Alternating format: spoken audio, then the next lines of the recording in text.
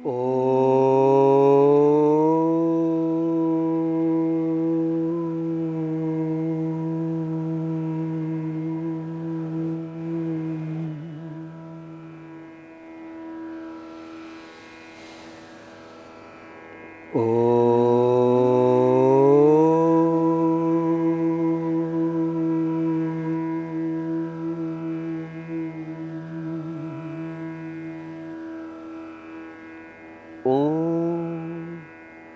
त्र्यंबकं यजामहे सुगंधिं पुष्टिवर्धनम् उर्वारुकमिव बन्धनान् मृत्योर्मुक्षीयमामृता। ॐ विश्वानि देव सवितर् दुरितानि परासु वा यद्भद्रं तन्नहासु वा। ॐ असतो मा सद्गमय तमसो मा ज्योतिर्गमय मृत्योर्मा अमृतं गमय। ॐ शान्तिः शान्तिः शान्तिः।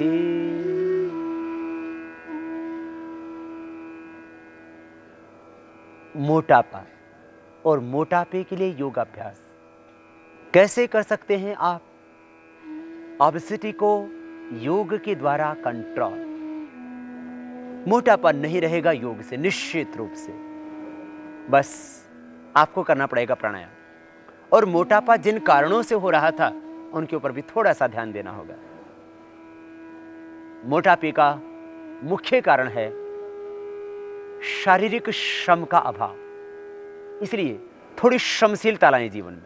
थोड़ी देर प्राणायाम करना प्रारंभ करें पहले, फिर धीरे धीरे अभ्यास आपका बढ़ेगा तो आप और अधिक लंबे समय तक कर सकेंगे। श्रमशीलता का अभाव, शारीरिक श्रम का अभाव एक मुख्य कारण मोटापे। कुछ लोगों को वंशानुगत भी होता है तो कुछ लोगों को थायराइड के कारण से। और वंशानुगत जो होगा उसको आप वंश की परंपरा में जो चला आया था उसको मैं ये कहूं कि आप पूरी तरह से मिटा देंगे ऐसा तो नहीं कह सकता, लेकिन इतनी बात जरूर कहता हूं, आपने यदि प्राणायाम योगाभ्यास करना शुरू कर दिया तो वो आपको मोटापा परेशान नहीं करेगा। अर्थात योगाभ्यास प्रारंभ से ही आपने करना शुरू कर दिया तो वंशानुगत रूप से होने वाला मोटापा आपको ज्यादा बाधित नहीं करेगा। थोड़ा बहुत 5-7 किलो ज्यादा वजन हो जाए तो कोई बड़ी बात नहीं, लेकिन जिन घरों में परिवारों में 90-90 1-1 क्विंटल के 90-90 किलो और 1-1 क्विंटल के जो व्यक्ति होते हैं वो समस्या आपको नहीं घेरेगी। ज्यादा खाना भी मोटापे का कारण है। मोटापे का एक कारण ज्यादा खाना, बार बार खाना। भूख से कम खाएं हमेशा आप। सुबह उठ करके पानी जरूर पिएं आप, और खाने के 1 घंटे बाद पानी पिएं। मीठे का प्रयोग ज्यादा ना करें आप। घी और मीठा ये दोनों ही मोटापे को बढ़ाते हैं, इनसे भी बचें। पूरे विश्व के अंदर 20 से 40% युवा मोटापे की चपेट में है। 20 से 40% युवा वर्ग दुनिया का मोटापे से पीड़ित है, और 10 से 20% पूरी दुनिया के बच्चे मोटापे से ग्रसित है। बहुत बड़ी बात आपको मैं कह रहा हूं कि योग से ये सारे लोग, माने करीब 200 करोड़ लोग कम से कम मोटापे से पीड़ित है। और यूं देखा जाए तो वो थोड़े लोग होंगे, कम से कम वो जो संपन्न है, जो समृद्ध हैं, शहरों के लोग हैं, बहुत थोड़े लोग ऐसे होंगे जिनको वजन बढ़ाने की जरूरत है। अन्यथा ऐसे लोग मिलेंगे जिनको घटाने की आवश्यकता है। अब यदि वजन किसी का कम ही हो तो योगाभ्यास करना, कपालभाति, प्राणायाम और ये संपूर्ण योगाभ्यास से आपका पाचन तंत्र अच्छा होगा। और आप अश्वगंधा चूर्ण 1-1 चम्मच खा लेना तो आपका वजन यदि कम है तो नॉर्मल हो जाएगा। अब बढ़े हुए वजन के लिए अश्वगंधा चूर्ण, इसके लिए अश्वगंधा के पत्ते होंगे, हम बाद में बताएंगे। पहले आपको बताते हैं योगाभ्यास।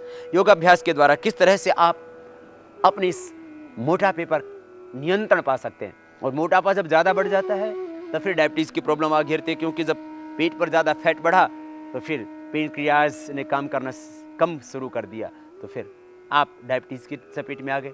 मोटापा जब बढ़ा तो फिर घुटनों पर ओवरलोड हुआ। मोटापा के कारण से फिर अर्थराइटिस की प्रॉब्लम हो जाती है। मोटापे के कारण से हार्ट की प्रॉब्लम हो जाती है, मोटापे के कारण से डायबिटीज की प्रॉब्लम, मोटापे के कारण से फिर आपको डिप्रेशन आने लगता है। क्योंकि जब आप औरों से ज़्यादा मोटे जाते, ठीक से काम नहीं कर पाते, घर में भी डांट पड़ती है और खुद भी ऐसा लगता है हम असहाय से हो गए। आत्मनिर्भरता आएगी प्राणायाम से, योग से, तो मोटापा भी दूर होगा। मोटापे के कारण से होने वाली समस्याओं से भी छुटकारा मिलेगा जब मोटापा ही दूर हो जाएगा। मोटापा जब ज़्यादा बढ़ गया तो फिर कमर में भी दर्द होने लगता है, क्योंकि जब पेट ज़्यादा बढ़ गया तो फिर कमर का बैलेंस बिगड़ गया और यूँ पेट आगे सामने तन गया, कमर पीछे से झुक गई। इसलिए आप प्राणायाम करना।